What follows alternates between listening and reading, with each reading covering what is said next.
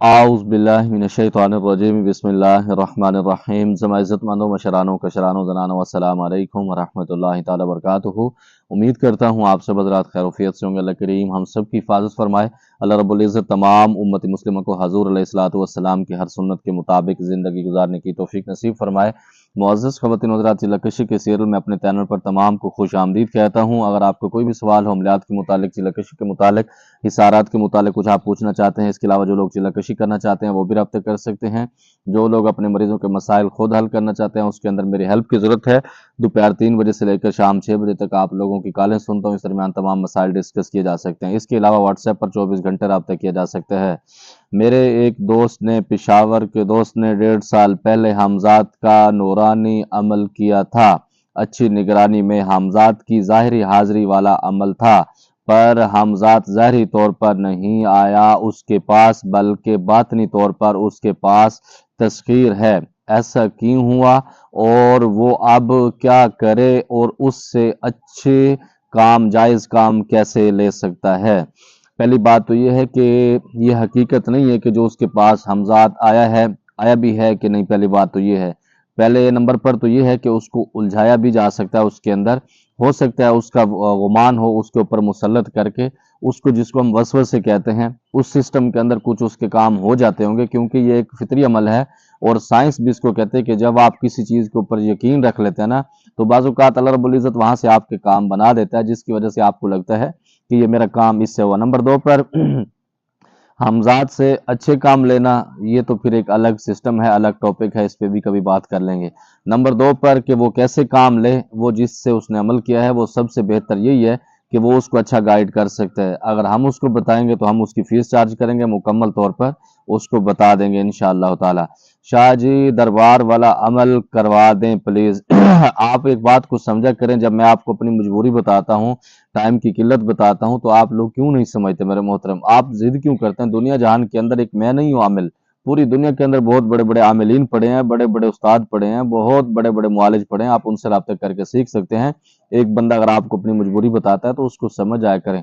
अगर आप ज्यादा भी मजबूर करते हैं ना, फिर मैं फीस बताता हूँ, वो आपसे अफोर्ड नहीं होती, तो इस वजह से भी मैं अपना टाइम ज़ाया नहीं करता। मेरे वो शागिर्द जो रूटीन के साथ चल रहे हैं, मैं उनको भी पूरा पूरा टाइम देता हूँ और मैं उनकी फ़ीस को हलाल करता हूँ। इस वजह से मेरा एक सिस्टम है, मैं उन शागिर्दों को चिल्लाकशी कराता हूँ जिनको मैं बिठा के उनको मैं सँभाल सकता हूँ। ऐसा नहीं कि मैं हर महीने उनको 150-200 लड़कों को बिठा दूँ, फिर उनकी मैं एक वॉइस छोड़ दूँ ग्रुप के अंदर, वो उन तक पैगाम पहुँचे। इस तरह मैं नहीं करता। मैं हर किसी की अलग-अलग इनफरादी तौर पर उसके ऊपर तवज्जो रखता हूँ। मैं इसका कायल हूँ। मैं ये कहता हूँ कि अगर मैं 2 शागिर्द भी बनाऊँ महीने के अंदर, 3 भी बनाऊँ, अच्छे इंसान के बच्चे बनाऊँ, ताकि जिस जगह पर जाएँ अपने झंडे गाड़ के अपने उस्ताद का नाम रोशन करके आएँ।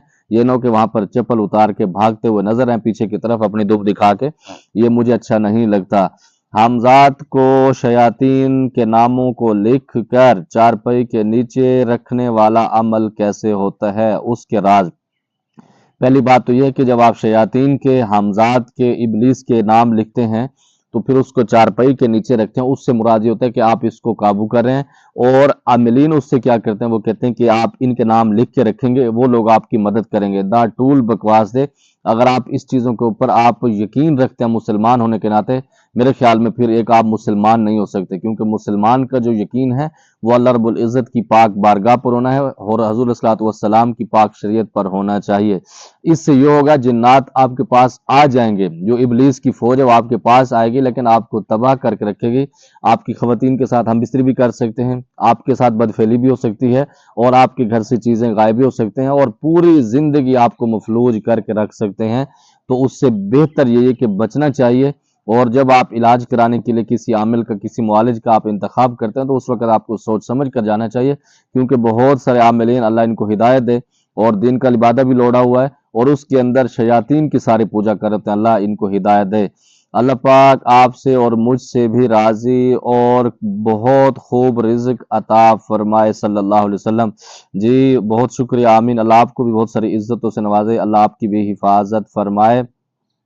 नंबर 2 पर, अस्सलाम वालेकुम भाईजान, मैं बांग्लादेश से आपका छोटा भाई, जुम्मा मुबारक। इस जुम्मा के सदके اللہ پاک آپ کی ہر پریشانی اللہ تعالیٰ دور کر دے، آمین۔ بہت شکریہ دعائیں دینے کے لیے، اللہ آپ کو بھی اپنے حفظ و مان میں رکھے، اللہ آپ کی بھی حفاظت فرمائے۔ اسی طرح السلام علیکم، سورۃ کوثر کی زکوٰۃ کے عمل آپ نے دیا ہے، کیا ایسا عمل بھی حب کا عمل ہوتا ہے؟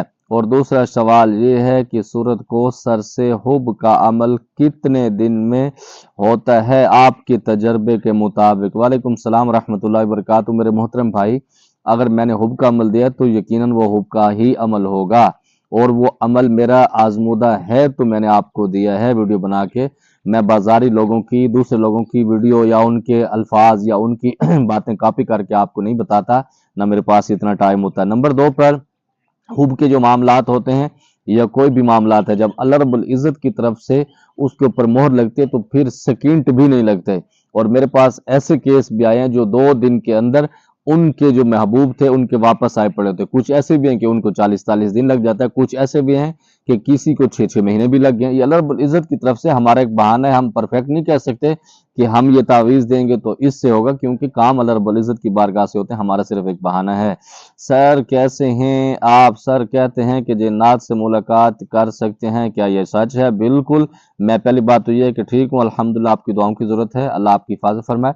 بالکل جنات سے ملاقات بھی ہو سکتی ہے، بہت سارے معاملات اور بھی ہو سکتے ہیں، اس کی حقیقت ہے، لیکن لوگوں نے اس کو ہوا دے کر، لوگوں کو الو بنا کر ان کی جیب میں صاف کرنے کا طریقہ اپنا لیا۔ اللہ ان کی حفاظت فرمائے، اللہ ان کو ہدایت بھی دے۔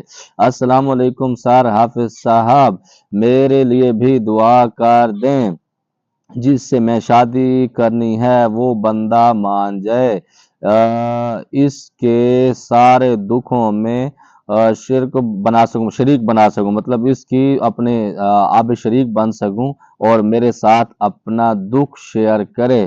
وعلیکم السلام ورحمۃ اللہ وبرکاتہ۔ پہلے نمبر پر تو شاید جس حافظ صاحب سے آپ نے سوال کیا اس کی پسند کی شادی بھی نہ ہوئی ہوگی، یہ بھی ہو سکتا ہے کہ وہ بھی اپنی پسند کے چکروں میں ہو۔